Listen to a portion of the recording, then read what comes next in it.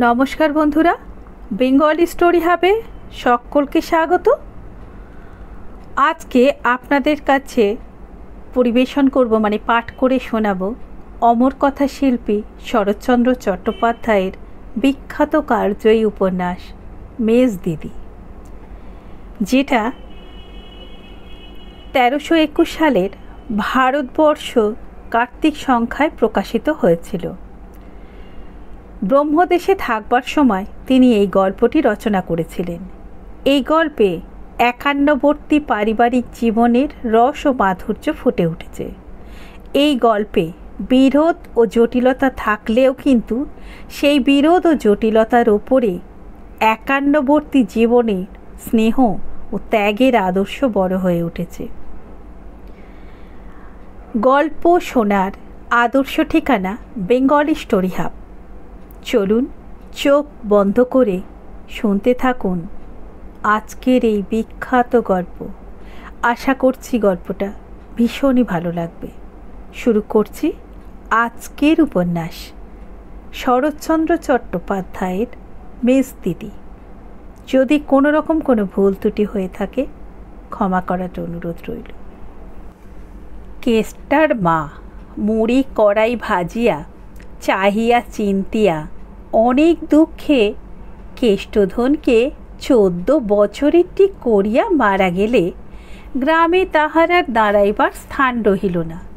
বইমাত্র বড় বোন কাদম্বিনীর অবস্থা ভালো। সবাই কহিল, যা কেষ্ট, তোর দিদির বাড়িতে গিয়ে থাকবে, সে বড় মানুষ, বেশ থাকবি যা। মায়ের দুঃখে কেষ্ট কাঁদিয়া কাটিয়া জ্বর করিয়া ফেলিল। শেষে ভালো হইয়া ভিক্ষা করিয়া শ্রাদ্ধ করিল। তারপরে ন্যাড়া মাথায় একটা ছোট পুটুলি সম্বল করিয়া দিদির বাড়ি রাজহাটে আসিয়া উপস্থিত হইল। দিদি তাহাকে চিনিত না। পরিচয় পাইয়া এবং আগমনের হেতু শুনিয়া একেবারে অগ্নিমূর্তি হইয়া উঠিল। সে নিজের নিয়মে ছেলেপুলে লইয়া ঘর সংসার পাতিয়া বসিয়াছিল। অকস্মাৎ এ কি উৎপাত! পাড়ার যে বুড়ো মানুষটি কেষ্টকে পথ চিনাইয়া সঙ্গে আসিয়াছিল, তাহাকে কাদম্বিনী খুব কড়া কড়া 2-4 কথা শুনাইয়া দিয়া কহিল, ভারী আমার মাসিমার কুটুমকে ডেকে এনেছেন ভাত মারতে। সৎমাকে উদ্দেশ্য করিয়া বলিল, বজ্জাত মাগি, জ্যান্তে একদিন খোঁজ নিলে না, এখন মরে গিয়ে ছেলে পাঠিয়ে তত্ত্ব করছেন। যাও বাপু, তুমি পরের ছেলে ফিরিয়ে নিয়ে যাও। এই সব ঝঞ্ঝাট আমি পোহাতে পারবো না। বুড়ো জাতিতে নাপিত। কেষ্টার মাকে ভক্তি করিত, মা ঠাকরুন বলিয়া ডাকিত, তাই এত কটূক্তিতেও হাল ছাড়িল না। কাকুতি মিনতি করিয়া বলিল, দিদি ঠাকরুন, লক্ষ্মীর ভাঁড়ার তোমার কত দাস দাসী অতিথি ফকির কুকুর বেড়ালে সংসারে পাত পেতে মানুষ হয়ে যাচ্ছি। এছাড়া দুমুটো খেয়ে বাইরে পড়ে থাকলে তুমি জানতেও পারবে না। বড় শান্ত সুবোধ ছেলে দিদি ঠাকরুন। ভাই বলে না নাও, দুঃখী অনাথ বামুনের ছেলে বলেও বাড়ির কোণে একটু ঠাঁই দাও দিদি। এই স্তুতিতে পুলিশের দারোগার মন ভেজে। কাদম্বিনী মেয়ে মানুষ মাত্র, কাজেই সে তখনকার মতো চুপ করিয়া রহিল। বুড়ো কেষ্টাকে আড়ালে ডাকিয়া 2টো সলা পরামর্শ দিয়া চোখ মুছিয়া বিদায় লইল। কেষ্ট আশ্রয় পাইল। কাদম্বিনীর স্বামী নবীন মুখুজ্জের ধান চালের আড়ত ছিল। তিনি বেলা 12টার পর বাড়ি ফিরিয়া কেষ্টাকে বক্র কটাক্ষে নিরীক্ষণ করিয়া প্রশ্ন করিলেন, এটি কে? কাদম্বিনী মুখ ভারী করিয়া জবাব দিল, তোমার বড় কুটুম গো, বড় কুটুম। নাও, খাওয়াও পড়াও মানুষ করো, পরকালের কাজ হোক। নবীন সৎশাশুড়ির মৃত্যু সংবাদ পাইয়াছিলেন। ব্যাপারটা বুঝিলেন। কহিলেন, বটে, বেশ নধর গোলগাল দেহটি তো। স্ত্রী কহিলেন, বেশ হবে না কেন? বাপ আমার বিষয় আশায় যা কিছু রেখে গিয়েছিলেন সে সমস্তই মাগি ওর গর্বে ঢুকিয়েছে। আমি তো তার একটি কানা করিও পেলুম না। বলা বাহুল্য, এই বিষয় আশায় একখানি মাটির ঘর এবং তৎসংলগ্ন একটি বাতাবি নেবুর গাছ। ঘরটিতে বিধবা মাতা গুঁজিয়া থাকিতেন এবং নেবুগুলি বিক্রি করিয়া ছেলের স্কুলের মাহিনা যোগাইতেন।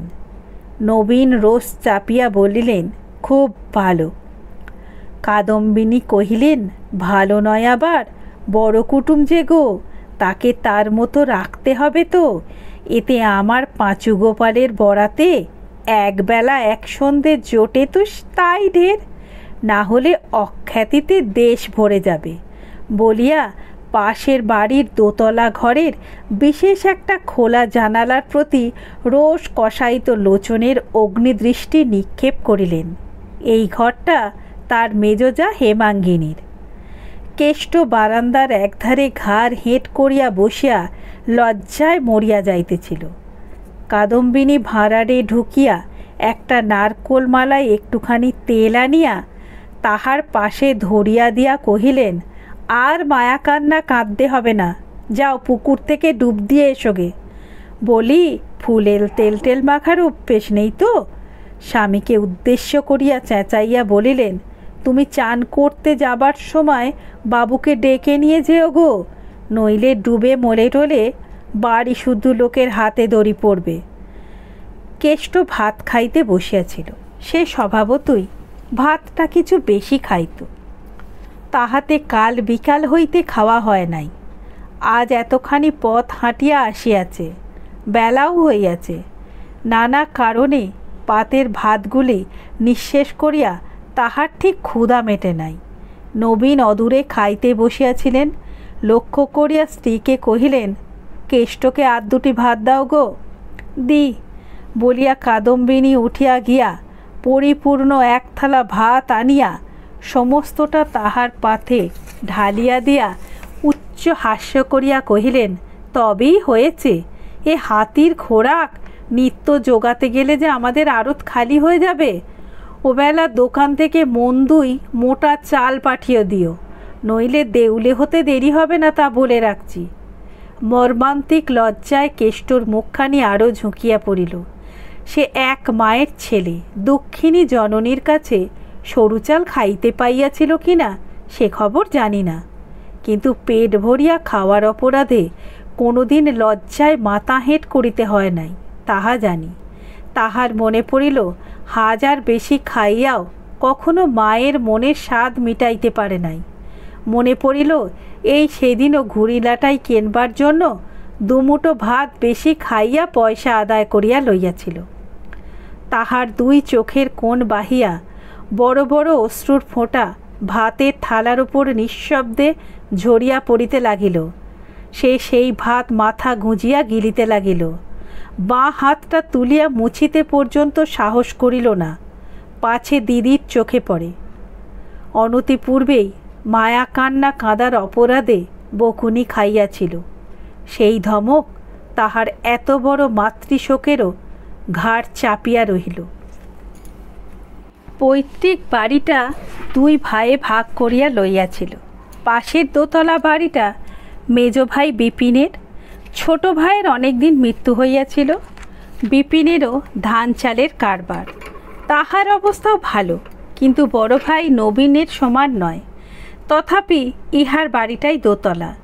মেজ বউ হেমাঙ্গিনী শহরের মেয়ে।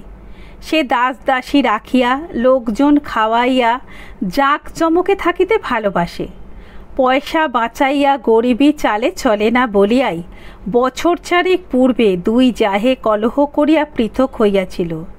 সেই অবধি প্রকাশ্য কলহ অনেকবার হইয়াছে, অনেকবার মিটিয়াছে, কিন্তু মনোমালিন্য একটা দিনের জন্যেও ঘোচে নাই। কারণ সেটা বড়জা কাদম্বিনীর একলার হাতে। তিনি পাকা লোক, ঠিক বুঝিতেন ভাঙা হাঁড়ি জোড়া লাগে না, কিন্তু মেজ বউ অত পাকা নয়, অমন করিয়া বুঝিতেও পারিত না। ঝগড়াটা প্রথমে সেই করিয়া ফেলিত বটে, কিন্তু সেই মেটাইবার জন্যে, কথা কহিবার জন্যেও, খাওয়াইবার জন্য ভেতরে ভেতরে ছটফট করিয়া একদিন আস্তে আস্তে কাছে আসিয়া বসিত।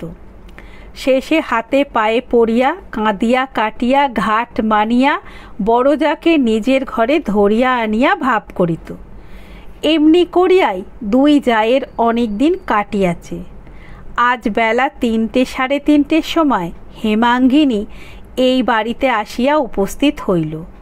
কূপের পার্শ্বে সিমেন্ট বাঁধানো বেদির ওপর রোদে বসিয়া কেষ্ট সাবান দিয়া একরাশ কাপড় পরিষ্কার করিতেছিল। কাদম্বিনী দূরে দাঁড়াইয়া অল্প সাবান ও অধিক গায়ের জোরে কাপড় কাচিবার কৌশলটা শিখাইয়া দিতেছিলেন। মেজোজাকে দেখিবা মাত্র বলিয়া উঠিলেন, মা গো, নোংরা কি নোংরা কাপড় চোপড় নিয়ে এসেছে। কথাটা সত্যি। কেষ্টর সেই লাল পেরে ধুতিটা পরিয়া এবং চাদরটা গায়ে দিয়া কেহ কুটুম বাড়ি যায় না।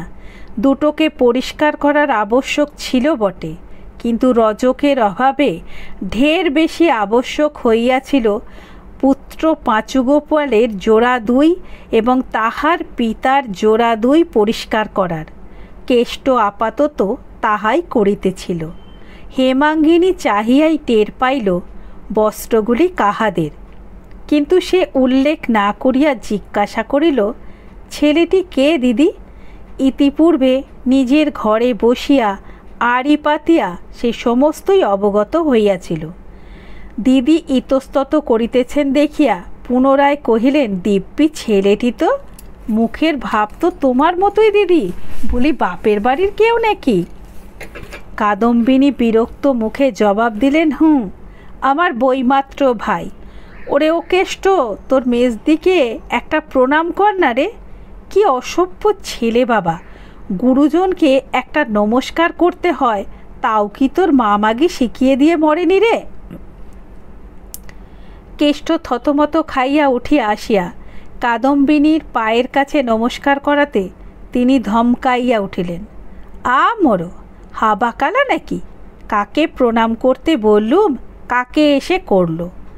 বস্তুত আসিয়া অবধি তিরস্কার ও অপমানের বিশ্রাম আঘাতে তাহার মাথা বেঠিক হইয়া গিয়াছিল। তাহার ঝাঁজে ব্যস্ত ও হতবুদ্ধি হইয়া হেমাঙ্গিনীর পায়ের কাছে সরিয়া আসিয়া শির অবনত করতেই সে হাত দিয়া ধরিয়া ফেলিয়া তাহার চিবুক স্পর্শ করিয়া আশীর্বাদ করিল, থাক থাক, হয়েছে ভাই, চিরজীবী হও। কেষ্ট মূরের মতো তাহার মুখপানে চাহিয়া রহিল। এদেশে এমন করিয়া যে কেহ কথা বলিতে পারে, ইহা যেন তাহার মাথায় ঢুকিল না। তাহার সেই কুণ্ঠিত ভীত অসহায় মুখখানির পানে চাহিবা মাত্রই হেমাঙ্গিনীর বুকের ভেতরটা যেন মুচড়াইয়া কাঁদিয়া উঠিল। নিজেকে আর সামলাইতে না পারিয়া সহসা এই হতভাগ্য অনাথ বালককে বুকের কাছে টানিয়া লইয়া তাহার পরিশ্রান্ত ঘর্মপ্লুত মুখখানি নিজের আঁচলে মুছাইয়া দিয়া যাকে কহিল, আহা, একে দিয়ে কি কাপড় কাচিয়ে নিতে আছে দিদি? একটা চাকর ডাকুনি কেন? কাদম্বিনী হঠাৎ অবাক হইয়া গিয়া জবাব দিতে পারিলেন না, কিন্তু নিমেষে সামলাইয়া লইয়া রাগিয়া উঠিয়া বলিলেন, আমি তো তোমার মতো বড় মানুষ নই মেজ বউ, যে বাড়িতে 10-20টা দাস দাসী আছে আমাদের গেরস্থ ঘরে। কথাটা শেষ হইবার পূর্বেই হেমাঙ্গিনী নিজের ঘরের দিকে মুখ তুলিয়া মেয়েকে ডাকিয়া কহিল, উমা, শিবুকে একবার এ বাড়িতে পাঠিয়ে দে তো মা। বটঠাকুর আর পাঁচুর ময়লা কাপড়গুলো পুকুর থেকে কেচে শুকুতে দিক। বড় জায়ের দিকে তাকিয়া চাহিয়া বলিল, এবেলা কেষ্ট আর পাঁচু গোপাল আমার ওখানে খাবে দিদি। দিদি হয় কেষ্ট, সে স্কুল থেকে এলেই পাঠিয়ে দিও, আমি ততক্ষণ একে নিয়ে যাই। কেষ্টকে কহিল, ওর মতো আমিও তোমার দিদি হই কেষ্ট, এসো আমার সঙ্গে, বলিয়া তাহার একটা হাত ধরিয়া নিজেদের বাড়ি চলিয়া গেল। কাদম্বিনী বাধা দিলেন না। অধিকন্তু হেমাঙ্গিনী প্রদত্ত এত বড় খোঁচাটাও নিঃশব্দে হজম করিলেন। তাহার কারণ, যে ব্যক্তি খোঁচা দিয়াছে সে এবেলা খরচাটাও বাঁচাইয়া দিয়াছে। কাদম্বিনীর পয়সার বড় সংসারে আর কিছু ছিল না, তাই গাভী দুধ দিতে দাঁড়াইয়া পা ছুঁড়িলে তিনি সহিতে পারিতেন। সন্ধ্যার সময় কাদম্বিনী প্রশ্ন করিলেন, কি খেয়ে এলি রে কেষ্ট? কেষ্ট সলজ্জ নতমুখে কহিল, লুচি। কি দিয়ে খেলি? কেষ্ট তেমনিভাবে বলিল, রুই মাছের মুড়োর তরকারি, সন্দেশ, রসগোল্লা। ইস, মেজ ঠাকরুন মুড়োটা কার পাতে দিলেন? হঠাৎ এই প্রশ্নে কেষ্টর মুখখানি পাণ্ডুর হইয়া গেল। উদ্ধত প্রহরণের সম্মুখে রজ্জুবদ্ধ জানোয়ারের প্রাণটা যেমন করিয়া ওঠে, কেষ্টর বুকের ভেতরটাও তেমনি ধারা করিতে লাগিল। দেরি দেখিয়া কাদম্বিনী কহিলেন, তোর পাতে বুঝি? গুরুতর অপরাধীর মতো কেষ্ট মাথা হেঁট করিল। অদূরে দাওয়ায় বসিয়া নবীন তামাক খাইতেছিলেন। কাদম্বিনী সম্বোধন করিয়া বলিলেন, বলি শুনলে তো? নবীন সংক্ষেপে হুঁ বলিয়া হুঁকোয় টান দিলেন। কাদম্বিনী উষ্মার সহিত বলিতে লাগিলেন, খুড়ি আপনার লোক, ব্যবহারটা দেখো। পাঁচু গোপাল আমার রুই মাছের মুড়ো বলতে অজ্ঞান, সে কি তা জানে না? তবে কোন আক্কেলে তার পাতে না দিয়ে বেনাবনে মুক্ত ছড়িয়ে দিলে? বলি, হ্যাঁ রে কেষ্ট, সন্দেশ, রসগোল্লা খুব পেট ভরে খেলি। 7 জন্মে কখনো তুই এসব চোখেও দেখিসনি। স্বামীর দিকে চাহিয়া বলিল, যারা দুটো ভাত পেলে বেঁচে যায় তাদের পেটে লুচি সন্দেশ কি হবে? কিন্তু আমি বলছি তোমাকে, কেষ্টকে মেজগিন্নি বিগড়ে না দেয় তো আমাকে কুকুর বলে ডেকো। নবীন মৌন হইয়া রহিলেন, কারণ স্ত্রী বিদ্যমানে মেজ বউ তাহাকে বিগড়াইয়া ফেলিতে পারিবে এইরূপ দুর্ঘটনা তিনি বিশ্বাস করিলেন না। তাহার স্ত্রীর কিন্তু স্বামীর ওপরে বিশ্বাস ছিল না, বরং 16 আনা ভয় ছিল।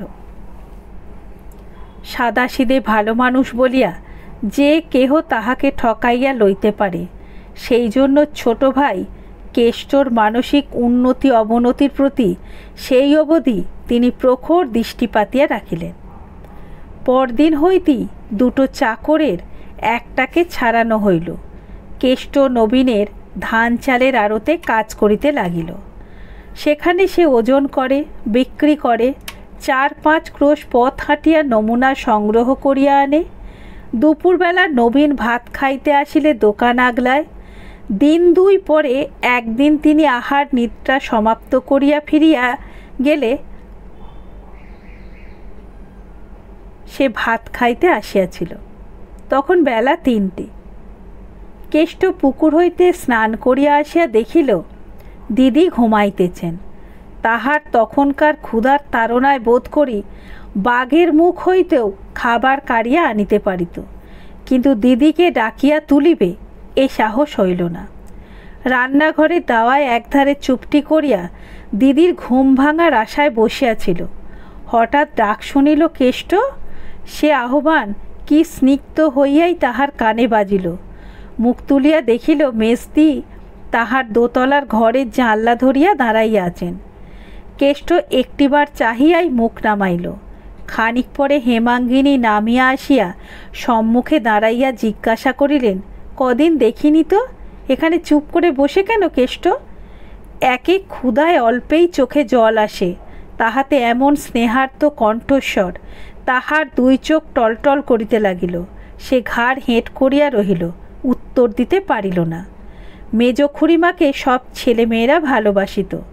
তাহার গলার স্বর শুনিয়া কাদম্বিনীর ছোট মেয়ে ঘর হইতে বাহিরা আসিয়া চেঁচাইয়া বলিল, কেষ্ট মামা, রান্নাঘরে তোমার ভাত ঢাকা আছে, খাও গে, মা খেয়ে দিয়ে ঘুমাচ্ছে।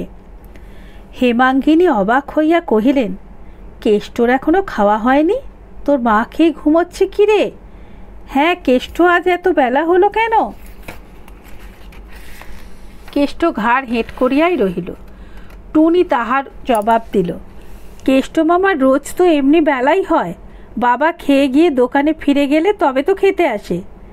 হেমাঙ্গিনী বুঝিলেন কেষ্টাকে দোকানের কাজে লাগানো হইয়াছে, তাহাকে বসাইয়া খাওয়ানো হইবে এ আশা অবশ্য তিনি করেন নাই। কিন্তু একবার এই বেলার দিকে চাহিয়া, তাহার এই ক্ষুধা ও তৃষ্ণায় আর্ত শিশুদের পাহানে চাহিয়া তাহার চোখ দিয়া জল পড়িতে লাগিল। আঁচলে চোখ মুছিতে মুছিতে তিনি বাড়ি চলিয়া গেলেন।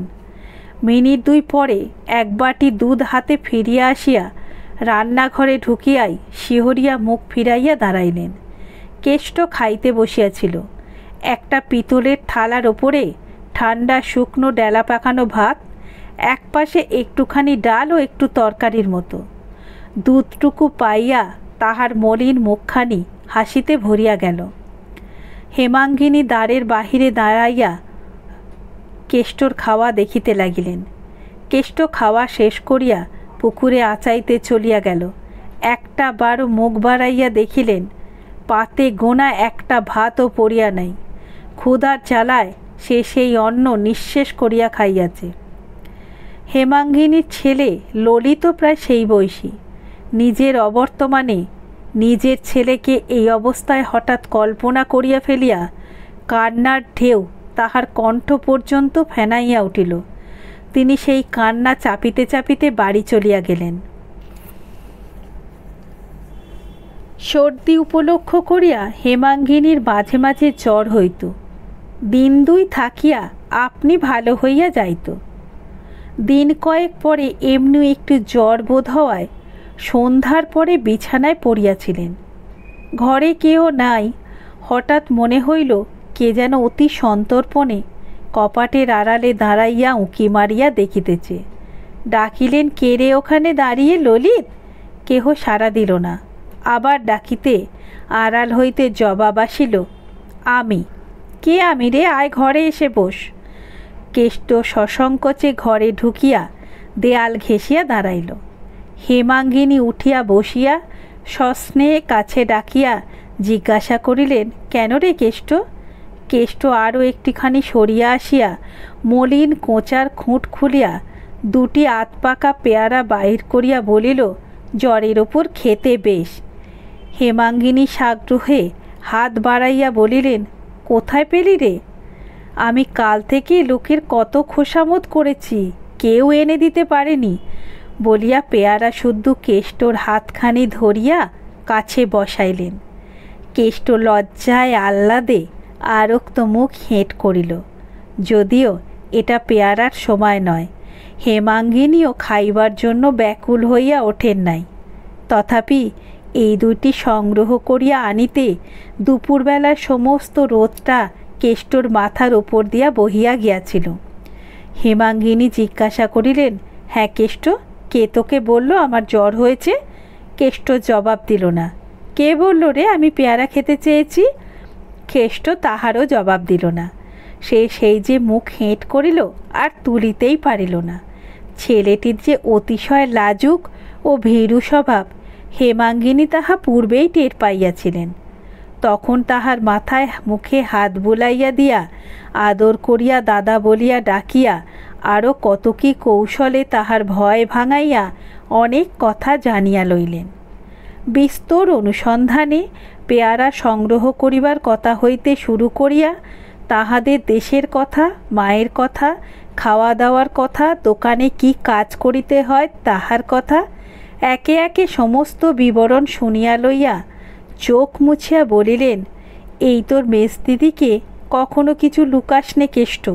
যখন দরকার হবে চুপি চুপি এসে চেয়ে নিবি তো? কেষ্ট আহ্লাদে মাথা নাড়িয়া কহিল, আচ্ছা। সত্যিকার স্নেহ যে কি তাহা দুঃখী মায়ের কাছে কেষ্ট শিখিয়াছিল। এই মেজদির মধ্যে তাহাই আস্বাদ করিয়া কেষ্ট রুদ্ধ মাতৃশোক আজ গলিয়া ঝরিয়া গেল। উঠিবার সময় সে মেজদির পায়ের ধুলো মাথায় লইয়া যেন বাতাসে ভাসিতে ভাসিতে বাহির হইয়া আসিল। কিন্তু তাহার দিদির আক্রোশ তাহার প্রতি প্রতিদিন বাড়িয়া চলিতে লাগিল। কারণ সে সৎমার ছেলে, সে নিরুপায়। অখ্যাতির ভয়ে তাহাকে তাড়াইয়া দেওয়া যায় না, বিলাইয়া দেওয়া যায় না।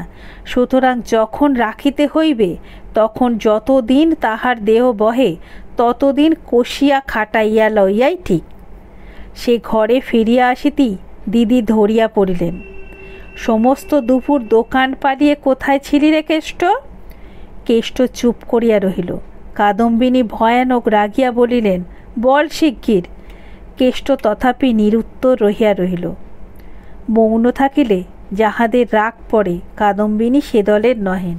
অত কথা বলাইবার জন্য তিনি যতই জেদ করিতে লাগিলেন, বলাইতে না পারিয়া তাহার ক্রোধ এবং রোগ ততই চড়িয়া উঠিতে লাগিল। অবশেষে পাঁচু গোপালকে ডাকিয়া তাহার দুই কান পুনঃ পুনঃ মলাইয়া দিলেন এবং তাহার জন্যে রাত্রে হাঁড়িতে চাল লইলেন না। আঘাত যতই গুরুতর হইউক, প্রতিহত হইতে না পাইলে লাগে না। পর্বত শিখর হইতে নিক্ষেপ করিলেই হাত পা ভাঙে না, ভাঙে শুধু তখন যখন পদতল পৃষ্ঠ কঠিন ভূমি সেই বেগ প্রতিরোধ করে। ঠিক মতো তাহাই হইয়াছিল কেষ্টর। মায়ের মরণ যখন পায়ের নিচে নির্ভর স্থলটুকু তাহার একেবারে বিলুপ্ত করিয়া দিল, তখন হইতে বাহিরের কোনো আঘাতই তাহাকে আঘাত করিয়া ধূলিসাৎ করিয়া দিতে পারিত না। সে দুঃখীর ছেলে, কিন্তু কখনো দুঃখ পায় নাই। লাঞ্ছনা গঞ্জনার সহিত তাহার পূর্ব পরিচয় ছিল না। তথাপি এখানে আসা অবধি কাদম্বিনীর দেওয়া কঠোর দুঃখ কষ্ট সে যে অনায়াসে সহ্য করিতে পারিতেছিল, সে শুধু পায়ের তলায় অবলম্বন ছিল না বলিয়াই। কিন্তু আজ আর পারিল না। আজ সে হেমাঙ্গিনীর মাতৃস্নেহের নির্ভর ভিত্তিক সন্ধান পাইয়াছিল, তাই আজিকের এই অত্যাচার অপমান তাহাকে একেবারে ব্যাকুল করিয়া দিল। মাতা পুত্র এই নিরপরাধ নিরশ্রয় শিশুকে শাসন করিয়া, লাঞ্ছনা করিয়া, অপমান করিয়া দণ্ড দিয়া চলিয়া গেলেন। সে অন্ধকার ভূমিশয্যায় পড়িয়া আজ অনেক দিন পর আবার মাকে স্মরণ করিয়া মেস্তির নাম করিয়া ফুলিয়া ফুলিয়া কাঁদিতে লাগিল। পরের দিন সকালেই কেষ্ট হঠাৎ গুটি গুটি ঘরে ঢুকিয়া হেমাঙ্গিনীর পায়ের কাছে বিছানার এক পাশে আসিয়া বসিল। হেমাঙ্গিনী পা দুইটি একটু গুটাইয়া লইয়া সস্নেনে বলিলেন, দোকানে যাসনি কেষ্ট? এইবার যাব। দেরি করিস নে দাদা, এই বেলা যা, নইলে এক্ষুনি আবার গালাগালি করবে। কেষ্টর মুখ একবার আরক্ত একবার পাণ্ডুর হইল। যাই বলিয়া সে উঠিয়া দাঁড়াইল। একবার ইতস্তত করিয়া কি একটা বলিতে গিয়া আবার চুপ করিল। হেমাঙ্গিনী তাহার মনের কথা যেন বুঝিলেন। হঠাৎ বলিলেন, কিছু বলবি আমাকে? কেষ্ট মাটির দিকে চাহিয়া অতি মৃদুস্বরে বলিল, কাল কিছু খায়নি মেস্তি? কাল থেকে খাসনি? বলিস কি কেষ্ট? কিছুক্ষণ পর্যন্ত হেমাঙ্গিনী স্থির হইয়া রহিলেন। তারপর দুই চোখ জলে পূর্ণ হইয়া গেল। সেই জল ঝরঝর করিয়া ঝরিতে লাগিল। তাহার হাত ধরিয়া টানিয়া আর একবার কাছে বসাইয়া একটি একটি করিয়া সব কথা শুনিয়া লইয়া বলিলেন, কাল রাত্রিরেই কেন এলি না? কেষ্ট চুপ করিয়া রহিল। হেমাঙ্গিনী আঁচলে চোখ মুছিয়া বলিলেন, আমার মাথার দিব্যি রইল ভাই, আজ থেকে আমাকে তোর সেই মরা মা বলে মনে করবি। যথা সময়ে সমস্ত কথা কাদম্বিনীর কানে গেল। তিনি নিজের বাড়ি হইতে মেজ বউকে ডাক দিয়া বলিলেন, ভাইকে কি খাওয়াতে পারি না যে তুমি অত কথা তাকে গায়ে পড়ে বলতে গেছ? কথার ধরন দেখিয়া হেমাঙ্গিনীর গা জ্বালা করিয়া উঠিল, কিন্তু সেই ভাব গোপন করিয়া বলিলেন, যদি গায়ে পড়েই বলে থাকি তাতেই বা দোষ কি? কাদম্বিনী প্রশ্ন করিলেন, তোমার ছেলেটিকে ডেকে এনে আমি যদি এমনি করে বলি, তোমার মানটি থাকে কোথায় শুনি? তুমি এমন করে নাইবা দিলে আমি তাকে শাসন করি কি করে বলো দিকিনি? হেমাঙ্গিনী আর সহ্য করিতে পারিল না, বলিল,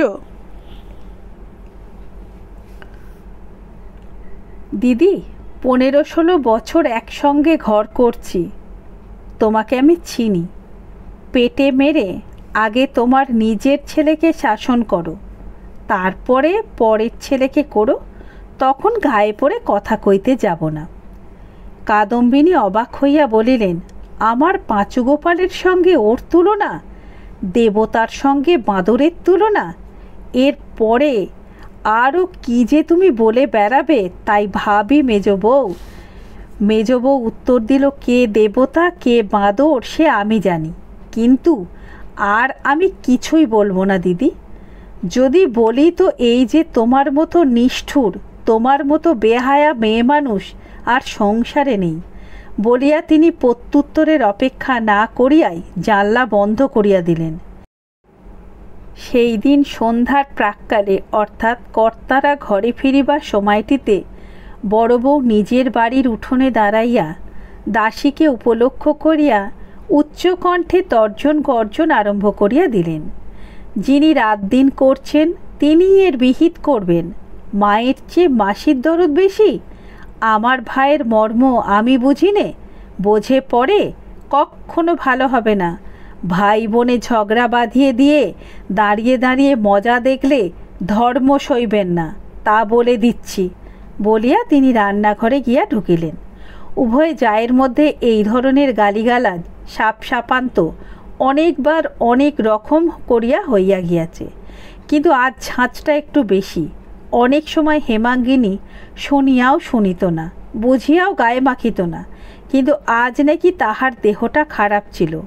তাই উঠিয়া আসিয়া জানলায় দাঁড়াইয়া কহিল, এর মধ্যে চুপ করলে কেন দিদি?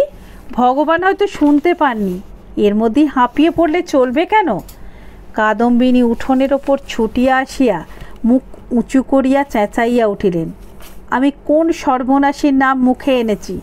হেমাঙ্গিনী স্থিরভাবে জবাব দিল, মুখে আনবে কেন দিদি? মুখে আনবার পাত্রী তুমি নও, কিন্তু তুমি কি ঠাওরাও? একা তুমিই সে আনা, আর পৃথিবী শুধু ন্যাকা। ঠেস দিয়ে দিয়ে কার কপাল ভাঙছ সে কি কেউ টের পায় না? কাদম্বিনী এবার নিজ মূর্তি ধরিলেন, মুখ ভ্যাংচাইয়া হাত পা নাড়িয়া বলিলেন, টের পেলেই বা কি? যে দোষে থাকবে তার গায়ে লাগবে, আর একা তুমিই বা টের পাওনি। কেষ্ট যখন এলো সাচ্চরে রা করতো না, যা বলতুম মুখ বুঝে তাই করতো। আজ দুপুরবেলা কাজ জোরে কী জবাব দিয়ে গেল? জিজ্ঞাসা করে দেখো এই প্রসন্নর মাকে, বলিয়া দাসীকে দেখাইয়া দিল। প্রসন্নর মা কহিল, সে কথা সত্যি মেজ বৌমা, আজ সে ভাত ফেলে উঠে যেতে মা বললেন, এই পিণ্ডে না গিলে যখন জমের বাড়ি যেতে হবে তখন এত তেজ কিসের জন্য? সে বলে গেল, আমার মেস্তি থাকতে কাউকে ভয় করি না। কাদম্বিনী সদর্পে বললেন, কেমন হলো তো? কার জোরে এত তেজ শুনি? আজ আমি স্পষ্ট বলে দিচ্ছি মেজ বউ, ওকে তুমি 100 বার ডেকো না, আমাদের ভাই বোনের কথার মধ্যে তুমি থেকো না। হেমাঙ্গিনী আর কথা কহিল না। কেঁচো সাপের মতন চক্র ধরিয়া কামড়াইয়াছে শুনিয়া তাহার বিস্ময়ের পরিসীমা রহিল না। জানলা হইতে ফিরিয়া আসিয়া চুপ করিয়া ভাবিতে লাগিল, কত বেশি পীড়নের দ্বারা ইহাও সম্ভব হইতে পারিয়াছে।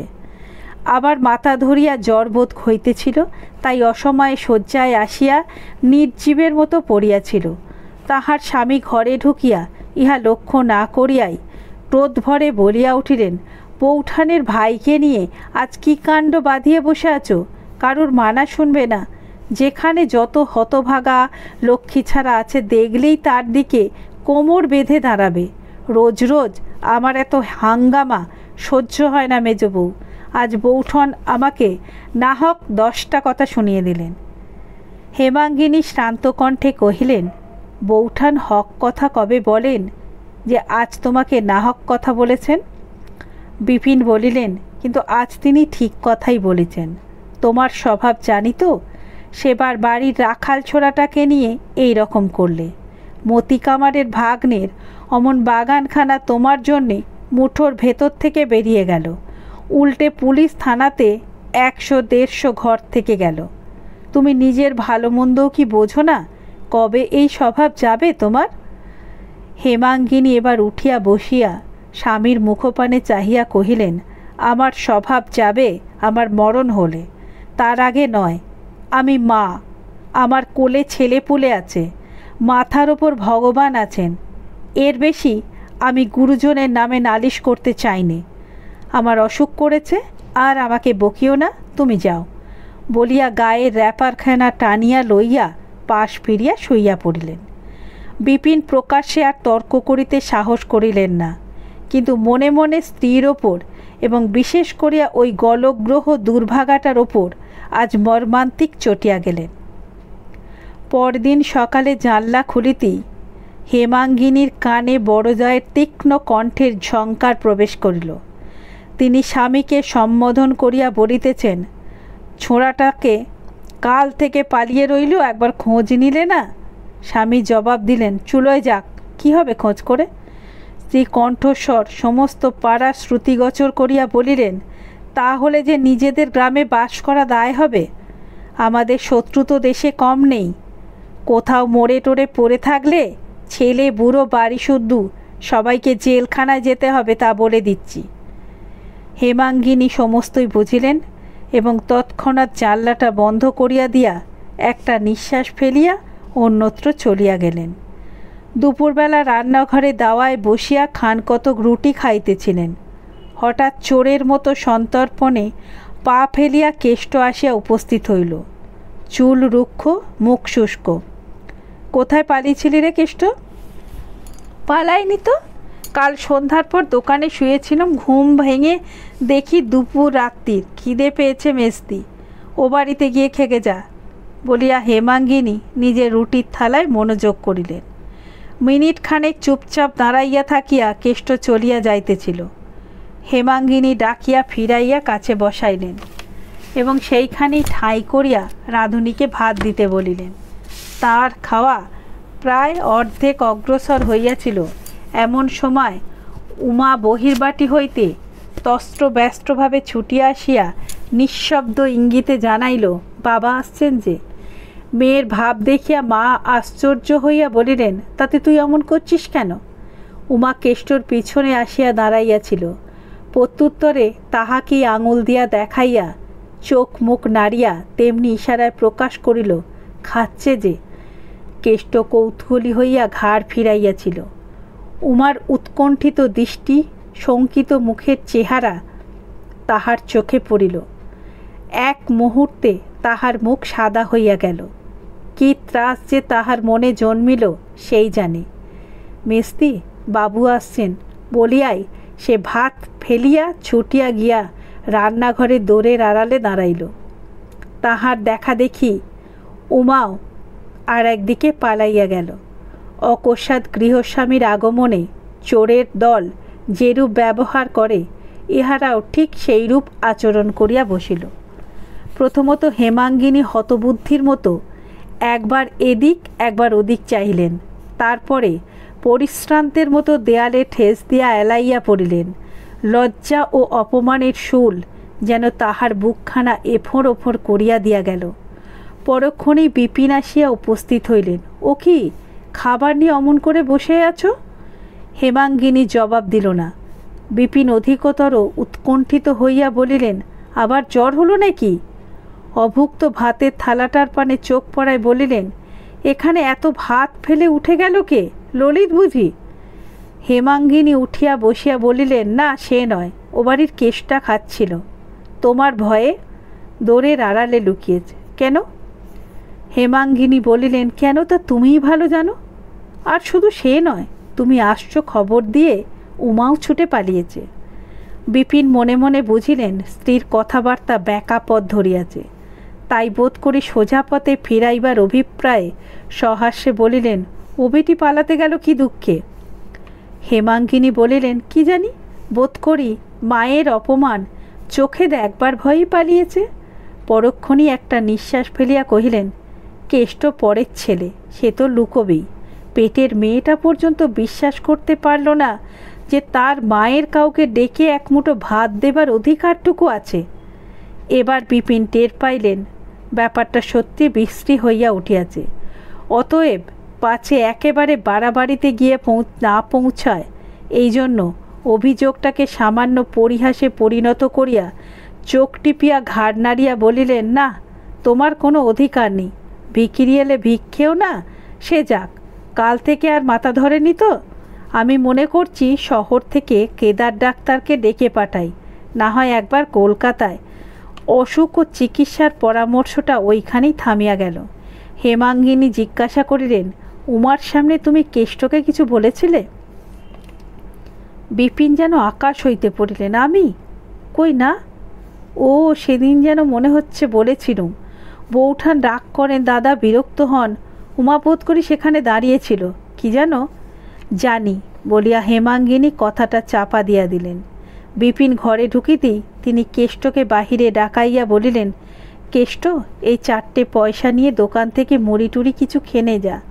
খিদে পেলে আর আসিস না আমার কাছে। তোর মেস্তির এমন জোর নেই যে বাইরের মানুষকে এক মুঠো ভাত খেতে দেয়।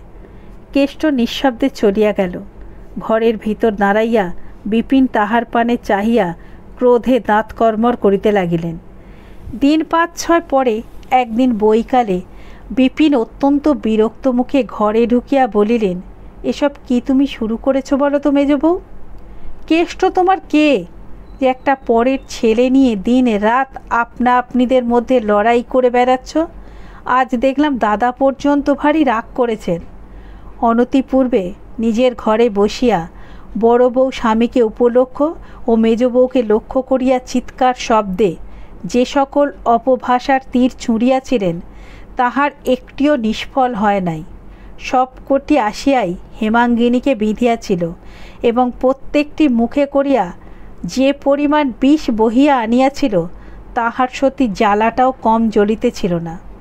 কিন্তু মাঝখানে ভাসুর বিদ্যমান থাকায় হেমাঙ্গিনী সহ্য করা ব্যতীত প্রতিকারের পথ পাইতেছিল না। আগেকার দিনে যেমন যবনেরা গরু সম্মুখে রাখিয়া রাজপুত সেনার ওপর বাণ বর্ষণ করিত, যুদ্ধ জয় করিত, বড় বউ মেজ বউকে আজকাল প্রায়ই তেমনি জব্দ করিতেছিলেন। স্বামীর কথায় হেমাঙ্গিনী দপ করিয়া জ্বলিয়া উঠিল। কহিল, বলো কি, তিনি পর্যন্ত রাগ করেছেন? এত বড় আশ্চর্য কথা শুনলে হঠাৎ বিশ্বাস হয় না যে। এখন কি করলে রাগ থামবে বলো? বিপিন মনে মনে রাগ করিলেন, কিন্তু বাহিরে প্রকাশ করা তাহার স্বভাব নয়। তাই মনের ভাব গোপন করিয়া সহজভাবে বলিলেন, হাজার হইলেও গুরুজনের সম্বন্ধ কি? কথাটা শেষ হইবার পূর্বেই হেমাঙ্গিনী কহিল, সব জানি, ছেলে মানুষটি নই যে, গুরুজনের মান মর্যাদা বুঝি না, কিন্তু ছোড়াটাকে ভালোবাসি বলি যেন ওরা আমাকে দেখিয়ে দেখিয়ে ওকে দিবা রাত্র বিদতে থাকেন। তাহার কণ্ঠস্বর কিছু নরম শুনাইল, কারণ হঠাৎ ভাসুরের সম্বন্ধে শ্লেষ করিয়া ফেলিয়া সে নিজেই মনে মনে অপ্রতিভ হইয়াছিল। কিন্তু তাহার গায়ের জ্বালাটা নাকি বড় জ্বলিতেছিল, তাই রাগ সামলাইতে পারেন নাই। বিপিন গোপনে ওপক্ষে ছিলেন, কারণ এই একটা পরের ছেলে লইয়া নিরর্থক দাদাদের সঙ্গে ঝগড়াঝাঁটি তিনি মনে মনে পছন্দ করিতেন না। স্ত্রীর এই লজ্জাটুকু লক্ষ্য করিয়া পাইয়া জোর করিয়া বলিলেন, ভেদাভেদি কিছুই নয়, তারা নিজেদের ছেলে শাসন করছেন, কাজ শেখাচ্ছেন, তাতে তোমার বিদলে চলবে কি? তাছাড়া যাই করুন, তারা গুরুজন যে। হেমাঙ্গিনী স্বামীর মুখের পানে চাহিয়া প্রথমটা কিছু বিস্মিত হইল, কারণ এই 15-16 বছরের ঘরকন্যায় স্বামীর এত বড় ভাতৃভক্তি সে ইতিপূর্বে দেখে নাই। কিন্তু পর মুহূর্তে তাহার সর্বাঙ্গ ক্রোধে জ্বলিয়া উঠিল। কহিল, তারা গুরুজন, আমিও মা। গুরুজনের নিজের মান নিজে নিঃশেষ করে আনলে আমি কি দিয়ে ভর্তি করব? বিপিন কি একটা জবাব বোধ করি দিতে যাইতেছিল, থামিয়া গেলেন। দ্বারের বাহিরে কণ্ঠী কণ্ঠের বিনম্র ডাক শোনা গেল, মেজদি। স্বামী স্ত্রীতে চোখাচোখি হইল। স্বামী একটু হাসিলেন, তাহাতে প্রীতি বিকর্ণ হইল না। স্ত্রী অধরে ওষ্ঠ চাপিয়া কপাটের কাছে সরিয়া আসিয়া নিঃশব্দে কেষ্টর মুখের পানে চাহিতেই সে আহ্লাদে গলিয়া গিয়া প্রথমেই যা মুখে আসিল কহিল, কেমন আছো মেজদি? হেমাঙ্গিনী এক মুহূর্ত কথা কহিতে পারিল না। যাহার জন্য স্বামী স্ত্রীতে এইমাত্র বিবাদ হইয়া গেল, অকস্মাৎ তাহাকে সসম্মুখে পাইয়া বিবাদের সমস্ত বিরক্তিটা তাহারই মাথায় গিয়া পড়িল। হেমাঙ্গিনী অনুচ্চ কঠোর স্বরে কহিলেন, এখানে কি? কেন তুই রোজ রোজ আসিস বলতো? কেষ্টর বুকের ভেতরটা ধক করিয়া উঠিল। এই কঠোর কণ্ঠস্বরটা সত্যই এত কঠোর শুনাইল যে ইহার যাই হোক বস্তুটা যে সস্নেহ পরিহাস নয় বুঝিয়া লইতে এই দুর্ভাগা বালকটার ও বিলম্ব হইল না। ভয়ে বিস্ময়ে লজ্জায় মুখখানা তাহার কালিমাখা হইয়া গেল। কহিল, দেখতে এসেছি। বিপিন হাসিয়া বলিলেন, দেখতে এসেছে তোমাকে? এই হাসি যেন দাঁত ভ্যাংচাইয়া হেমাঙ্গিনীকে অপমান করিল। সে দলিতা ভুজঙ্গিনীর মতো স্বামীর মুখের পানে একটিবার চাহিয়াই চোখ ফিরাইয়া লইয়া কহিল, আর এখানে তুই আসিস নে, যা। আচ্ছা বলিয়া কেষ্টা তাহার মুখের কালি হাসি দিয়া ঢাকিতে গিয়া সমস্ত মুখ আরও কালো, আরও বৃষ্টি বিকৃত করিয়া অধোমুখে চলিয়া গেল। সেই প্রকৃতির কালো ছায়া হেমাঙ্গিনী নিজের মুখের ওপর লইয়া স্বামীর পানে আর একবার চাহিয়া দ্রুতপদে ঘর ছাড়িয়া বাহির হইয়া গেল। দিন ৫-৬ হইয়া গেল, হেমাঙ্গিনী জ্বর ছাড়ে নাই। কাল ডাক্তার বলিয়া গিয়াছিলেন সর্দি বুকে বসিয়াছে। সন্ধ্যার দ্বীপ সবেমাত্র জ্বালা হইয়াছিল। ললিত ভালো জামা কাপড় পরিয়া ঘরে ঢুকিয়া কহিল, মা, দত্তদের বাড়ি পুতুল নাচ হবে, দেখতে যাব? মা একটুখানি হাসিয়া বলিলেন, হ্যাঁ রে ললিত, তোর মা যে এই ৫-৬ দিন পড়ে আছে, একবারটি কাছে এসেও তো বসিস নে। ললিত লজ্জা পাইয়া শিয়রের কাছে আসিয়া বসিল। মা সস্নেহে ছেলের পিঠে হাত দিয়া বলিলেন, এই অসুখ যদি না সারে, যদি মরে যাই, কি করবি তুই? খুব কাঁদবি? যা, সেরে যাবে বলিয়া ললিত মায়ের বুকের ওপর একটা হাত রাখিল। মা ছেলের হাতখানি হাতে লইয়া চুপ করিয়া রহিলেন। জ্বরের ওপর এই স্পর্শ তাহার সর্বাঙ্গ জুড়াইয়া দিতে লাগিল। ইচ্ছা করিতে লাগিল এমন করিয়া বহুক্ষণ কাটান, কিন্তু একটু পরেই ললিত উসখুস করিতে লাগিল। পুতুল নাচ হয়তো এতক্ষণে শুরু হইয়া গিয়াছে মনে করিয়া ভেতরে ভেতরে তাহার চিত্ত অস্থির হইয়া উঠিল। ছেলের মনের কথা বুঝিতে পারিয়া মা মনে মনে হাসিয়া বলিলেন, আচ্ছা যা, দেখে আয়, বেশি রাত করিস নে। না মা, এক্ষুনি ফিরে আসব বলিয়া ললিত ঘরের বাহির হইয়া গেল। কিন্তু মিনিট ২ পরে আবার ফিরিয়া আসিয়া বলিল, মা, একটা কথা বলবো? মা হাসি মুখে বলিলেন, একটা টাকা চাই তো, ওই কুলুঙ্গিতে আছে, নিগে। বেশি নিস নে যেন। না মা, টাকা চাইনি বলি, তুমি শুনবে? মা বিস্ময় প্রকাশ করিয়া বলিলেন, টাকা চাইনি? তবে কি কথা রে? ললিত আর একটু কাছে আসিয়া চুপি চুপি বলিল, কেষ্ট মামাকে একবার আসতে দেবে? ঘরে ঢুকবে না, ওই দোরগোড়া থেকে একটিবার তোমাকে দেখেই চলে যাবে। কালকেও বাইরে এসে বসেছিল, আজকেও এসে বসে আছে। হেমাঙ্গিনী ব্যস্ত হইয়া বলিয়া উঠিল, যা যা ললিত, এক্ষুনি ডেকে নিয়ে আয়। আহা, বসে আছে? তোরা কেউ আমাকে জানাসনি কেন রে? ভয়ে আসতে চায় না যে, বলিয়া ললিত চলিয়া গেল। মিনিট খানেক পরে কেষ্ট ঘরে ঢুকিয়া মাটির দিকে ঘাড় বাঁকাইয়া দেয়ালে ঠেস দিয়া দাঁড়াইল। হেমাঙ্গিনী ডাকিলেন, এসো দাদা, এসো। কেষ্ট তেমনিভাবে স্থির হইয়া রহিল। তিনি নিজে তখন উঠিয়া আসিয়া কেষ্টর হাত ধরিয়া বিছানায় লইয়া গেলেন। পিঠে হাত বুলাইয়া দিয়া বলিলেন, হ্যাঁ রে কেষ্ট, বকেছিলাম বলে তোর মেজদিদিকে ভুলে গেছিস বুঝি? সহসা কেষ্ট ফুপাইয়া কাঁদিয়া উঠিল। হেমাঙ্গিনী কিছু আশ্চর্য হইলেন, কারণ কখনো কেহ তাহাকে কাঁদিতে দেখে নাই। অনেক দুঃখ কষ্ট যাতনা দিলেও সে ঘাড় হেঁট করিয়া নিঃশব্দে থাকে, লোকজনের সম্মুখে জল ফেলে না। তাহার এই স্বভাবটি হেমাঙ্গিনী জানিতেন বলিয়াই বড় আশ্চর্য হইয়া বলিলেন, ছি, কান্না কিসের? বেটা ছেলেকে চোখের জল ফেলতে আছে কি? প্রত্যুত্তরে কেষ্ট কোঁচার খুঁট মুখে গুঁজিয়া প্রাণপণ চেষ্টায় কান্না রোধ করিতে করিতে বলিল, ডাক্তার বলে যে বুকে সর্দি বসেছে। হেমাঙ্গিনী হাসিলেন, এই জন্য? ছি ছি, কি ছেলে মানুষ রে তুই! বলিতে বলিতে তাহার নিজের চোখ দিয়াও টপ টপ করিয়া ২ ফোঁটা জল গড়াইয়া পড়িল।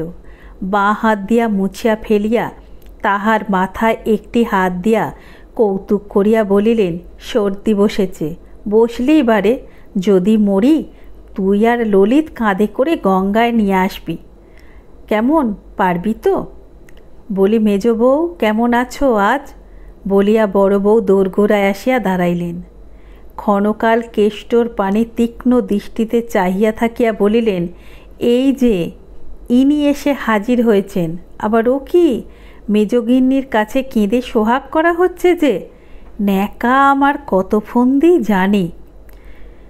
ক্লান্তিবশত হেমাঙ্গিনী এই মাত্র বালিশে হেলান দিয়া কাত হইয়া পড়িয়াছিলেন। তীরের মতো সোজা উঠিয়া বসিয়া কহিলেন, দিদি, আমার 6-7 দিন জ্বর, তোমার পায়ে পড়ি, আজ তুমি যাও। কাদম্বিনী প্রথমটা থতমত খাইয়া গেলেন, কিন্তু পরক্ষণে সামলাইয়া লইয়া বলিলেন, তোমাকে তো বলিনি মেজবউ, নিজের ভাইকে শাসন করছি, তুমি এমন মারমুখী হয়ে উঠেছ কেন? হেমাঙ্গিনী বলিল, শাসন তো রাত্রি দিনই চলছে, বাড়ি গিয়ে করো, এখানে আমার সামনে করবার দরকার নেই, করতেও দেব না। কেন, তুমি কি বাড়ি থেকে তাড়িয়ে দেবে নাকি? হেমাঙ্গিনী হাত জোর করিয়া বলিল, আমার বড় অসুখ দিদি, তোমার দুটি পায়ে পড়ি, চুপ করো, নয় যাও। কাদম্বিনী বলিলেন, নিজের ভাইকে শাসন করতে পাবো না? হেমাঙ্গিনী জবাব দিল, বাড়ি গিয়ে করোগে, সে আজ ভালো করেই হবে। আমার নামে লাগান ভাঙান আজ বার করব। বজ্জাত মিথ্যুক কোথাকার, বললুম গরুর দড়ি নেই, কেষ্ট দুয়াটি পাট কেটে দে। না দিদি, তোমার পায়ে পড়ি, পুতুল নাচ দেখে আসি। এই বুঝি পুতুল নাচ হচ্ছে রে, বলিয়া কাদম্বিনী গুম গুম করিয়া পা ফেলিয়া চলিয়া গেলেন। হেমাঙ্গিনী কতক্ষণ কাঠের মতো বসিয়া থাকিয়া শুইয়া পড়িয়া বলিল, কেন তুই পুতুল নাচ দেখতে গেলি নে কেষ্ট? গেলে তো আর এসব হতো না। আসতে যখন তোকে ওরা দেয় না ভাই, তখন আর আসিস নি আমার কাছে। কেষ্ট আর কথাটি না কহিয়া আস্তে আস্তে চলিয়া গেল, কিন্তু তৎক্ষণাৎ ফিরিয়া আসিয়া বলিল, আমাদের গাঁয়ের বিশালাক্ষী ঠাকুর বড় জাগ্রত মেস্তি, পুজো দিলে অসুখ সেরে যায়, দাও না মেস্তি। এইমাত্র নিরর্থক ঝগড়া হইয়া যাওয়ায় হেমাঙ্গিনীর মনটা ভারী বিগড়াইয়া গিয়াছিল। ঝগড়াঝাঁটি তো হয়ই, সেজন্যেও নয়। এমন একটা রসালো ছুতো পাইয়া এই হতভাগা দুর্দশা যে কিরূপ হইবে, আসলে সেই কথাটা মনে মনে তোলপাড় করিয়া তাহার বুকের ভেতরটা ক্ষোভে নিরুপায় আক্রোশে জ্বলিয়া উঠিয়াছিল। কেষ্ট ফিরিয়া আসিতেই হেমাঙ্গিনী উঠিয়া বসিল এবং কাছে বসাইয়া গায়ে হাত বুলাইয়া দিয়া কাঁদিয়া ফেলিল। চোখ মুছিয়া বলিল, আমি ভালো হয়ে তোকে লুকিয়ে পুজো দিতে পাঠিয়ে দেব, পারবি একলা যেতে? কেষ্ট উৎসাহে 2 চক্ষু বিস্ফারিত করিয়া বলিল, একলা যেতে খুব পারব, তুমি আজকে আমাকে একটা টাকা দিয়ে পাঠিয়ে দাও না মেস্তি, আমি কাল সকালেই পুজো দিয়ে তোমাকে প্রসাদ এনে দেব, সেই প্রসাদ খেলে তক্ষুনি অসুখ সেরে যাবে, দাও না মেস্তি, আজকেই পাঠিয়ে। হেমাঙ্গিনী দেখিলেন তাহারা সবুর সয় না, বলিলেন, কিন্তু কাল ফিরে এলে তোকে যে এরা ভারী মারবে। মারধরের কথা শুনিয়া প্রথমটা কেষ্ট দমিয়া গেল, কিন্তু পরক্ষণেই প্রফুল্ল হইয়া কহিল, মারুক গে, তোমার অসুখ সেরে যাবে তো। আবার তাহার চোখ দিয়া জল গড়াইয়া পড়িল। বলিলেন, হ্যাঁ রে কেষ্ট, আমি তোর কেউ নই, তবে আমার জন্য তোর এত মাথা ব্যথা? মেজদি বুকে সর্দি বসেছে যে। হেমাঙ্গিনী এবার একটুখানি হাসিয়া বলিলেন, আমার সর্দি বসেছে তাতে তোর কি? তোর এত ভাবনা হয় কেন? এই প্রশ্নের উত্তর কেষ্ট কোথায় পাইবে? সে কি করিয়া বুঝাইবে? তাহার পীড়িত আর্ত হৃদয় দিবারাত্র কাঁদিয়া কাঁদিয়া তাহার মাকে খুঁজিয়া ফিরিতেছে। একটুখানি মুখপানে চাহিয়া থাকিয়া বলিল, তোমার অসুখ যে সারছে না কেন? কেষ্ট আশ্চর্য হইয়া বলিল, ভাবনা হবে না মেস্তি, বুকে সর্দি বসা যে বড় খারাপ, অসুখ যদি বেড়ে যায় তাহলে তোকে ডেকে পাঠাবো, কিন্তু না ডেকে পাঠালে আর আসিস নে ভাই। কেন মেস্তি? হেমাঙ্গিনী দৃঢ়ভাবে মাথা নাড়িয়া বলিলেন, না, তোকে আর আমি এখানে আসতে দেব না, না ডেকে পাঠালেও যদি আসিস তাহলে কিন্তু আমি ভারী রাগ করব। কেষ্ট মুখপানে চাহিয়া সভয়ে জিজ্ঞাসা করিল, তাহলে বলো, কাল সকালে কখন ডেকে পাঠাবে? কাল সকালই আবার তোর আসা চাই? কেষ্ট অপ্রতিভ হইয়া বলিল, আচ্ছা সকালে না হয় দুপুরবেলায় আসব না মেস্তি? তাহার চোখে মুখে এমনই একটা ব্যাকুল অনুনয় ফুটিয়া উঠিল যে হেমাঙ্গিনী মনে মনে ব্যথা পাইলেন, কিন্তু আর তো তাহার কঠিন না হইলে হবে না। সবাই মিলিয়া এই নিরীহ একান্ত অসহায় বালকের ওপর যে নির্যাতন শুরু করিয়াছে, কোনো কারণেই আর তাহা বাড়াইয়া দেওয়া চলে না। সে হয়তো সহিতে পারে, মেস্তির কাছে আসা যাওয়া করিবার দণ্ড যত গুরুতরই হোক সে হয়তো সহ্য করিতে পিছাইবে না, কিন্তু তাই বলিয়া তিনি নিজে কি করিয়া সহিবেন? হেমাঙ্গিনীর চোখ ফাটিয়া জল আসিতে লাগিল। তথাপি তিনি মুখ ফিরাইয়া রুক্ষ স্বরে বলিলেন, বিরক্ত করিস নে কেষ্ট, যা এখান থেকে। ডেকে পাঠালে আসিস, নইলে যখন তখন এসে আমাকে বিরক্ত করিস নে। এইবার হেমাঙ্গিনীর দুই চোখ বাহিয়া প্রস্রবেনের মতো জল ঝরিয়া পড়িতে লাগিল। তিনি সুস্পষ্ট দেখিতে লাগিলেন, এই নিরুপায় অনাথ ছেলেটা মা হারাইয়া তাকে মা বলিয়া আশ্রয় করিতেছে। তাহারই আঁচলের অল্প একটুখানি মাথায় টানিয়া লইবার জন্য কাঙালের মতো কি করিয়াই না বেড়াইতেছে।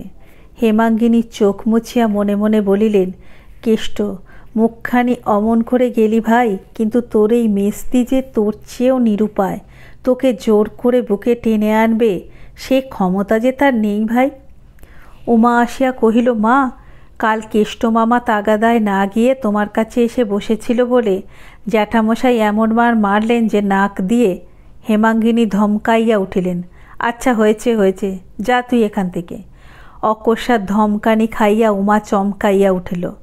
আর কোনো কথা না কইয়া ধীরে ধীরে চলিয়া যাইতেছিল।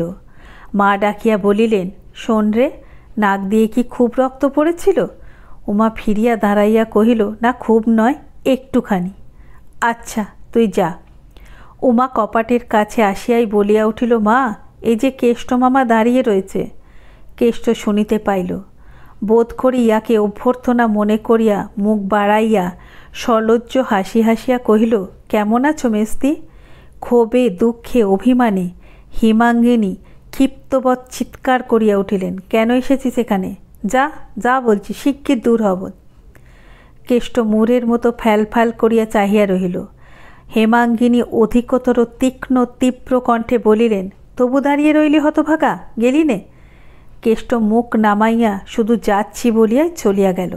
সে চলিয়া গেলে হেমাঙ্গিনী নির্জীবের মতো বিছানার একধারে শুইয়া পড়িয়া অস্ফুটে ক্ষুব্ধস্বরে বলিয়া উঠিলেন, 100 বার বলি হতভাগাকে, আসিস নে আমার কাছে। তবু মেস্তি, শিবুকে বলে দিস তো উমা, ওকে না যেন আর ঢুকতে দেয়। উমা জবাব দিল না, ধীরে ধীরে বাহির হইয়া গেল। রাত্রে হেমাঙ্গিনী স্বামীকে ডাকাইয়া আনিয়া কাঁদো কাঁদো গলায় বলিল, কোনো দিন তো তোমার কাছে কিচ্ছু চাই না, আজ এই অসুখের উপর একটা ভিক্ষা চাইছি, দেবে? বিপিন সন্দিগ্ধ কণ্ঠে প্রশ্ন করিলেন, কি চাই? হেমাঙ্গিনী বলিল, কেষ্টকে আমাকে দাও, ও বেচারি বড় দুঃখী, মা বাপ নেই, ওকে ওরা মেরে ফেলছে, এ আর আমি চোখে দেখতে পারছি না। বিপিন মৃদু হাসিয়া বলিলেন, তাহলে চোখ বুজে থাকলেই তো হয়। স্বামীর এই নিষ্ঠুর বিদ্রূপ হেমাঙ্গিনীকে শুল দিয়া বিধিল। অন্য কোনো অবস্থায় সেইহা সহিতে পারিত না, কিন্তু আজ নাকি তাহার দুঃখে প্রাণ বাহির হইতেছিল। তাই সহ্য করিয়া লইয়া হাত জোর করিয়া বলিল, তোমার দিব্যি করে বলছি, ওকে আমি পেটের ছেলের মতো ভালোবেসেছি। দাও আমাকে, দাও আমাকে মানুষ করি, খাওয়াই পড়াই, তারপরে যা ইচ্ছে হয় তোমাদের তাই করো। বড় হলে আমি একটি কথাও কব না। বিপিন একটুখানি নরম হইয়া বলিলেন, ও কি আমার গোলার ধান চাল যে তোমাকে এনে দেব? পরের ভাই, পরের বাড়ি এসেছে, তোমার মাঝখানে পড়ে এত দরদ কিসের জন্য? হেমাঙ্গিনী কাঁদিয়া ফেলিল। খানিক পরে চোখ মুছিয়া বলিল, তুমি ইচ্ছে করলে বট ঠাকুরকে বলে, দিদিকে বলে স্বচ্ছন্দে আনতে পারো। তোমার দুটি পায়ে পড়ছি, দাও ওকে। বিপিন বলিলেন, আচ্ছা তাই যদি হয়, আমি বা এত বড় মানুষ কিসে যে তাকে প্রতিপালন করব?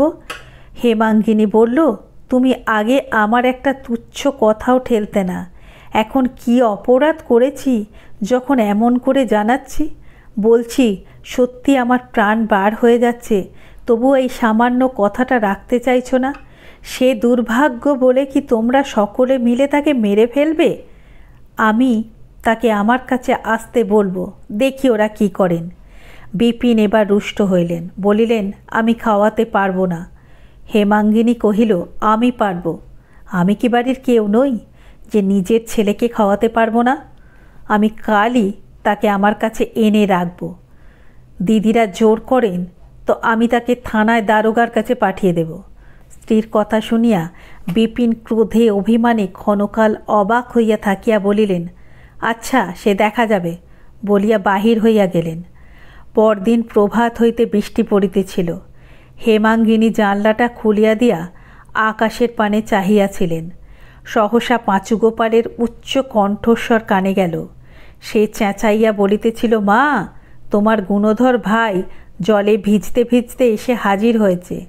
খ্যাংরা কোথায় রে? যাচ্ছি আমি, বলিয়া কাদম্বিনী হুঙ্কার দিয়া ঘর হইতে বাহির হইয়া মাথায় গামছা দিয়া দ্রুত পদে সদর বাড়িতে ছুটিয়া গেলেন। হেমাঙ্গিনীর বুকটা যেন কাঁপিয়া উঠিল। ললিতকে ডাকিয়া বলিলেন, যা তো বাবা, ও বাড়ি সদরে, দেখ তো তোর কেষ্টমামা কোথা থেকে এলো।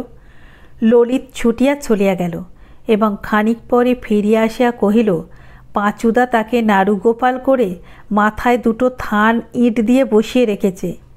হেমাঙ্গিনী শুষ্ক মুখে জিজ্ঞাসা করিলেন, কি করেছিল সে? ললিত বলিল, কাল দুপুরবেলা তাকে তাগাদা করতে পাঠিয়েছিল গয়লাদের কাছে, 3 টাকা আদায় করে নিয়ে পালিয়েছে, সব খরচ করে এই আসছে। হেমাঙ্গিনী বিশ্বাস করিলেন না, বলিলেন, কে বলিল সে টাকা আদায় করেছিল? লক্ষণ গয়লা নিজে এসে বলে গেল, বলিয়া ললিত পড়িতে চলিয়া গেল। ঘণ্টা 2-3 পর আর কোনো গোলযোগ শোনা গেল না। বেলা 10টার সময় রাঁধুনি খান কতক রুটি দিয়া গিয়াছিল। হেমাঙ্গিনী বসিবার উদ্যোগ করিতেছিলেন, এমন সময় তাহারই ঘরের বাহিরে কুরুক্ষেত্র বাঁধিয়া গেল। বড়গিন্নির পশ্চাতে পাঁচুগোপাল কেষ্টর কান ধরিয়া হিড় হিড় করিয়া টানিয়া আনিতেছে। সঙ্গে বড় কর্তাও আছেন। মেজ কর্তাকেও আনিবার জন্য দোকানের লোক পাঠানো হইয়াছে। হেমাঙ্গিনী শশব্যস্তে মাথায় কাপড় দিয়া ঘরের এক পার্শ্বে সরিয়া দাঁড়াইতে বড় কর্তা তীব্র কটু কণ্ঠে শুরু করিয়া দিলেন, তোমার জন্য আর তো আমরা বাড়িতে টিকতে পারি না মেজ বৌমা। বিপিনকে বলো আমাদের বাড়ির দামটা ফেলে দিক, আমরা আর কোথাও উঠে যাই। হেমাঙ্গিনী বিস্ময়ে হতবুদ্ধি হইয়া নিঃশব্দে দাঁড়াইয়া রহিলেন।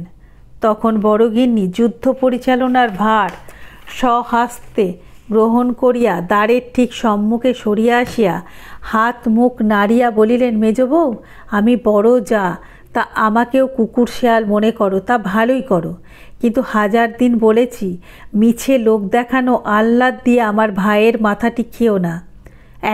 এখন কেমন ঘটল তো? ওগো, 2 দিন সোহাগ করা সহজ, কিন্তু চিরকালের ভারটি তো তুমি নেবে না, সে তো আমাকেই সইতে হবে। ইহা যে কটূক্তি এবং আক্রমণ, তাহাই শুধু হেমাঙ্গিনী বুঝিল, আর কিছু নয়। মৃদু কণ্ঠে জিজ্ঞাসা করিলেন, কি হয়েছে? কাদম্বিনী আরও বেশি হাত মুখ নাড়িয়া কহিলেন, বেশ হয়েছে, খুব চমৎকার হয়েছে। তোমার শেখানোর গুণে আদায়ী টাকা চুরি করতে শিখেছে। আর 2 দিন কাছে ডেকে আরও 2টো শলা পরামর্শ দাও, তাহলে সিন্ধুক ভাঙতে শীত কাটতে শিখবে। একে হেমাঙ্গিনী পীড়িত, তার উপর এই কদর্য বিদ্রূপ মিথ্যা অভিযোগ, আজ সে জ্ঞান হারাইল। ইতিপূর্বে কখনো কোনো কারণে ভাসুরের সম্মুখে কথা কহেনি, কিন্তু আজ আর থাকিতে পারিল না। মৃদু কণ্ঠে কহিল, আমি কি তাকে চুরি ডাকাতি করতে শিখিয়ে দিয়েছি দিদি? কাদম্বিনী স্বচ্ছন্দে বলিলেন, কেমন করে জানব কি তুমি শিখিয়ে দিয়েছ না দিয়েছ? এই স্বভাব তার তো আগে ছিল না, এখনই বা হলো কেন? এত লুকোচুরির কথাবার্তাই বা তোমাদের কি, আর এত আহ্লাদ দেওয়াই বা কী জন্য? কতদিনের পঞ্জীভূত আবদ্ধ বিদ্বেষ রাশি যে এই একটু পথ পাইয়া বাহির হইয়া আসিল, তাহা যিনি সব দেখেন তিনি দেখিতে পাইলেন। মুহূর্তকালের জন্য হেমাঙ্গিনী হতজ্ঞানের মতো স্তম্ভিত হইয়া রইল। এমন নিষ্ঠুর আঘাত, এত বড় নির্লজ্জ অপমান মানুষকে যে করতে পারে, ইহা যেন তাহার মাথায় প্রবেশ করিল না। কিন্তু ওই মুহূর্তকালের জন্যই পরক্ষণে সে মর্মান্তিক আহত সিংহীর মতো 2 চোখে আগুন জ্বালিয়া বাহির হইয়া আসিল। ভাসুরকে সম্মুখে দেখিয়া মাথায় কাপড় আর একটু টানিয়া দিল, কিন্তু রাগ সামলাইতে পারিল না। বড়জাকে সম্বোধন করিয়া মৃদু অথচ কঠোর স্বরে বলিল, তুমি এত বড় বেহায়া মেয়ে মানুষ যে ওই ছোঁড়াটাকে ভাই বলে পরিচয় দিচ্ছ। মানুষ জানোয়ার পুষলে তাকেও পেট ভরে খেতে দেয়, কিন্তু ওই হতভাগাটাকে দিয়ে যত রকমের ছোট কাজ করিয়ে নিয়েও তোমরা আজ পর্যন্ত একদিন তাকে পেট ভরে খেতে দাওনি। আমি না থাকলে এতদিনে ও না খেতে পেয়ে মরে যেত।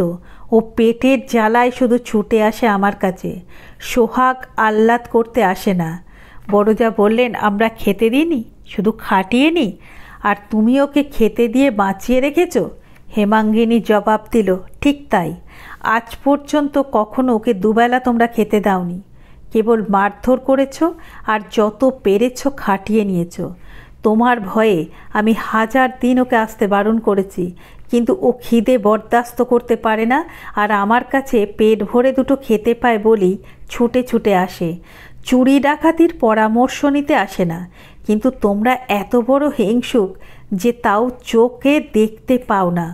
এবার ভাসুর জবাব দিলেন।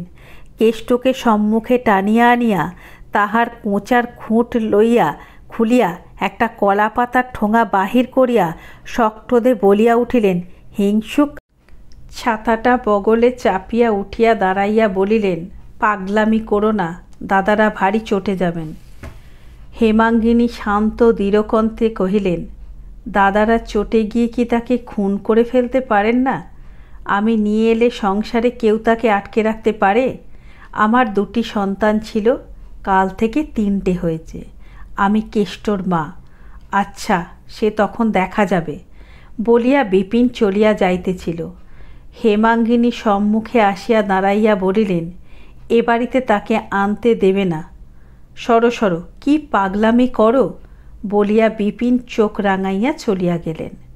হেমাঙ্গিনী ডাকিলেন, শিবু, একটা গরুর গাড়ি ডেকে আন, আমি বাপের বাড়ি যাব। বিপিন শুনিতে পাইয়া মনে মনে হাসিয়া বলিলেন, ইস, ভয় দেখানো হচ্ছে। তারপর দোকানে চলিয়া গেলেন।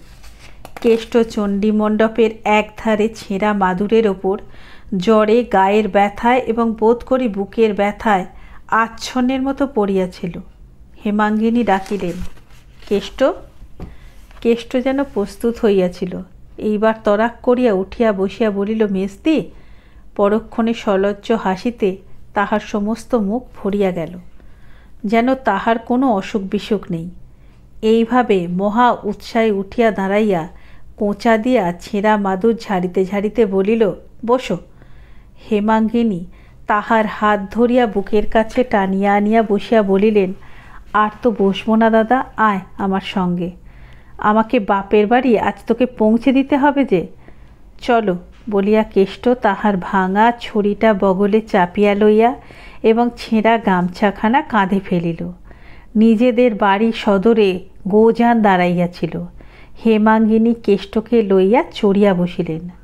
গাড়ি যখন গ্রাম ছাড়াইয়া গিয়াছে তখন পশ্চাতে ডাকাডাকি চিৎকারে গাড়োয়ান গাড়ি থামাইল। টাকা 3টে চুরি করে পাক্ত কলেবরে আরক্ত মুখে বিপিন আসিয়া উপস্থিত হইলেন। বাড়ি লইয়া বড় কর্তা চোরের শাস্তি শুরু করিলেন। মেজবউ, সে কি? হেমাঙ্গিনী কেষ্টকে দেখাইয়া বলিলেন, কথাও কহে না, কাঁদেও না, কখন ফিরে মারিলে ওদিকে হেমাঙ্গিনী ওদিকে মারিলে উত্তর দিল, এদিকে মুখ। ভগবান যখন ফেরাবেন তখন গাড়ি শুদ্ধ গরু কাদায় পড়িয়া হেমাঙ্গিনী পুনরায় কেষ্টকে দেখাইয়া বলিল, কখনো যদি কোথাও এর আশ্রয় জোটে এমন তবেই তো একা ফিরে আসতে পারবো, শিকার না হয় ওকে নিয়েই থাকতে হবে। মার খাইতে শিখিয়াছিল। মনে পড়িল সেদিন ভগবান জানে মুখের ভাব এখানে আসার পূর্বে এবং এমনি কণ্ঠস্বর শুনিয়াছিলেন। কখনো যেদিন মতিকা আমার গায়ে হাত নিঃসহায় ভাগ্নের বাগানখানি বাঁচাইবার ঘরের ভেতর তিনি সমস্ত জানলা লোকের বিরুদ্ধে দাঁড়াইয়াছিলেন। কাঠের মনে পড়িল এই মজবু সে নয়, উমা যাহাকে চোখ রাঙাইয়া টলাইয়াছিল। ফিরিয়া আসিয়া বলিল, নম্রস্বরে বলিলেন, মা বলিলেন, মেজবউ বাড়ি চলো। মামা বড় হলে হেমাঙ্গিনী হাত জোর করিয়া কহিলেন, আমাকে তুমি মাফ করো। উমা, কাজ না সেরে আমি কোনো মতেই বাড়ি ফিরতে পারবো না। বিপিন আর এক মুহূর্ত স্ত্রী শান্ত দৃঢ় মুখের পানে নিঃশব্দে চাহিয়া রহিলেন।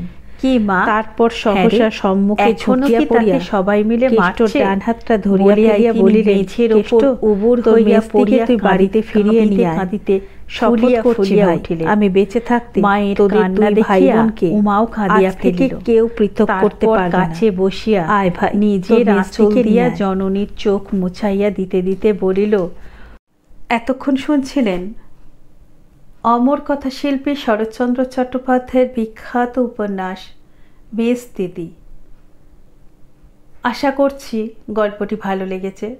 যদি ভালো লেগে থাকে তাহলে প্লিজ বেঙ্গলি স্টোরি হাব চ্যানেলটিকে সাবস্ক্রাইব করে নিয়ে আমার সঙ্গে থাকবেন। আর গল্পটি ভালো লাগলে ভিডিওতে একটি লাইক করে দিয়ে আমার সঙ্গে থাকবেন। গল্পটি ভালো লাগলে বন্ধুদের সাথে শেয়ার করার অনুরোধ রইল, যাতে এই ধরনের গল্প সবাই শুনতে পারেন। চোখ বন্ধ করে শুনতে থাকুন বেঙ্গলি স্টোরি হাব। দেখুন, মন ছুঁয়ে যাবে। ভালো থাকবেন, সুস্থ থাকবেন। আবার আসবো ঠিক এই দিনে এই সময়ে। ধন্যবাদ।